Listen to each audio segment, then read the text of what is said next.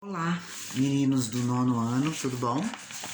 Vamos então para a nossa próxima aula, né? Nossa aula, que é semana 34, que é a União Europeia e a questão migratória, tá? Então, pra gente, eu acho que esse assunto, né, gente, vocês estão muito presente, né, em vocês dessa questão migratória, tá? Esses fluxos, né, de ordem migratória. A Europa, ela durante muito tempo, né, ela que enviou pessoas, né, para suas colônias, tá? Quer dizer, para vários países do mundo, inclusive aqui o Brasil, certo? Então, ela, alguns anos atrás, agora está com diminuiu muito, né? Mas desde 2013, se não me engano, aquela época, na 2013, 2015, esse fluxo migratório foi muito grande, né? De pessoas refugiadas, né? O que são os refugiados, tá? Os refugiados são aqueles que estão fugindo de alguma situação de guerra, de violência, quer dizer, os refugiados, eles têm uma outra postura. Não são aquelas pessoas, por exemplo, que vão para tentar arrumar um emprego, uma melhor condição de vida, tá? Bom, desde a Segunda Guerra Mundial, após a Segunda Guerra Mundial, gente, foi estipulado entre os países, né, que qualquer migrante que estivesse correndo perigo em seu país de origem, ele tem o direito internacional de pedir asilo, né? Correndo perigo, tá? Quando foi nessa época aí de 2013, então isso passou a existir, né? Então existia essas leis, certo? E eles então, né, pessoas vindo ali do norte da África, da Ásia e de outros lugares, né, mas principalmente desses lugares, atravessaram, né, faziam a travessia ali do mar Mediterrâneo, que é, né, uma travessia muito perigosa. Geralmente eles iam em barcos, né, em lugares que não tinham nenhum tipo de segurança, tá? E eles pediam, então, tentavam pedir asilo. Com o tempo, pessoal, a União Europeia ela foi colocando alguns obstáculos, né? Ela reforçou as fronteiras, ela aumentou o controle da entrada dessas pessoas, né? Dificultou essa entrada. E o mundo, ele não estava prestando muita atenção, né? Aí eu não lembro, quer dizer, de uma foto, de um fato, né, que depois tem uma foto de uma criança que apareceu morta na praia.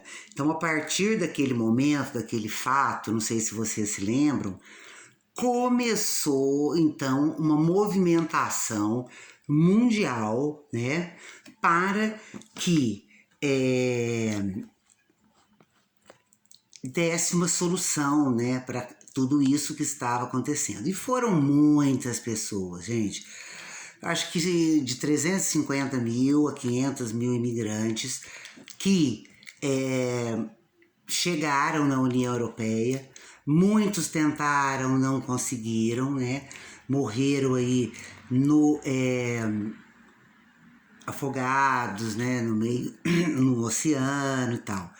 A Grécia, ela começou a receber muitos imigrantes, depois também foi para a Turquia e assim por diante. Então, vamos só para vocês sintonizarem este tipo de problema, né?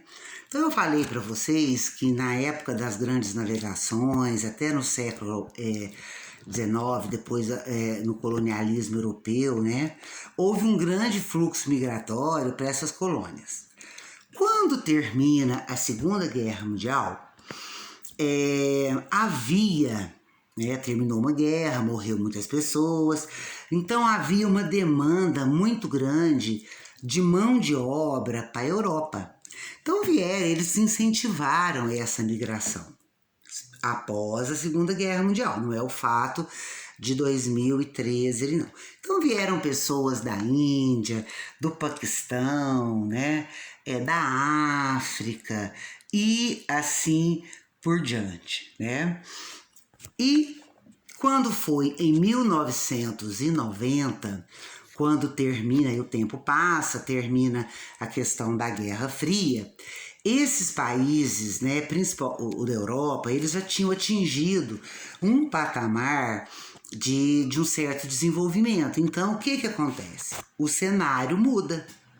Aquele incentivo que eles estavam dando após a Segunda Guerra Mundial para a reconstrução dos países, eles agora não precisam mais, né?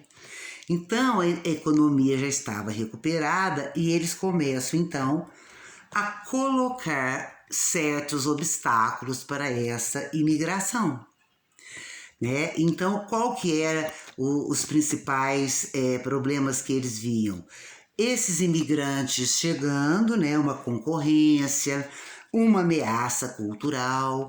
Então, ali, gente, a xenofobia. Vocês lembram dessa palavra? A xenofobia é o quê? É o sentido de ódio, né, a estrangeiros e assim, principalmente aqueles que vão concorrer com seu emprego. Se você olhar na página 37, no quadro rosa, vocês vão ver a definição de xenofobia, tá? Bom, as pessoas que hoje, né, se dirigiam para a Europa, geralmente oriundas de países pobres, né, e também pessoas que enfrentavam algum tipo de conflito, né, nos seus países de origem. Então, quer dizer, era uma coisa muito séria. Eles optavam por correr esses riscos, né? Eles diziam em certas entrevistas que era preferível enfrentar o risco de ir para o continente europeu do que viver, né, naquele seu país de origem, correndo os riscos que eles corriam. E havia também, gente, as migrações intracontinentais. O que são essas migrações intracontinentais? São migrações entre os próprios países da Europa. Quer dizer, aquele país que tinha uma situação mais difícil, as pessoas tentam migrar para os países mais desenvolvidos, certo? E a vida de um migrante na Europa? Olha, tem vários depoimentos, né? Se a gente entra na internet, tem vários depoimentos que é o seguinte, tem depoimentos positivos, né? Que deram muito certo, e tem depoimentos que a vida é muito sofrida, né? O objetivo dessas pessoas de refugiados, né, e outros tipos de imigrante que vão para a Europa é o quê? Alcançar melhores condições de vida, certo? Então, países como França, Alemanha, Reino Unido, né? Esses países que são mais desenvolvidos. Mas, pessoal, tem vários obstáculos, tá? Tem vários obstáculos, não é uma coisa assim, eu cheguei e tá pronto. Em 2016, houve uma migração muito forte para a Turquia, tá? Então a União Europeia, ela entrou em um acordo com a Turquia, que a Turquia recebesse, né, esses imigrantes, que ela teria uma ajuda financeira, né, de países da União Europeia, certo? Os imigrantes clandestinos, o que são imigrantes clandestinos? São aqueles que não têm autorização para ficar em determinado país, e são muitos. Latinos são muitos, tá? Quer dizer, eles permanecem na ilegalidade, né, sem ter direito a um trabalho formal. O que é um direito a trabalho formal? Certinho, né? Vamos dizer assim, que seria registrado aqui no Brasil, né? Então, essas pessoas que afirmam, né, que preferem viver na ilegalidade, né, que naqueles países mais desenvolvidos apresenta uma melhor perspectiva de vida do que viver no seu país. Existe outro tipo de imigração, gente, que são os profissionais altamente qualificados. Esses profissionais altamente qualificados, eles têm, né, lógico, uma vaga certa nas empresas, né, aquelas empresas muito desenvolvidas. E isso quer dizer, eles saem dos seus países de origem, são altamente qualificados para trabalhar em outros lugares. E isso denomina-se fuga de cérebros, né?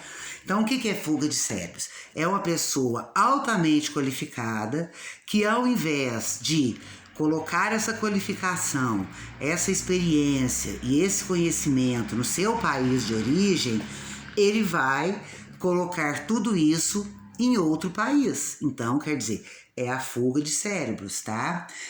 A Índia, ela como é que fala? Lidou com isso durante muito tempo. Por quê?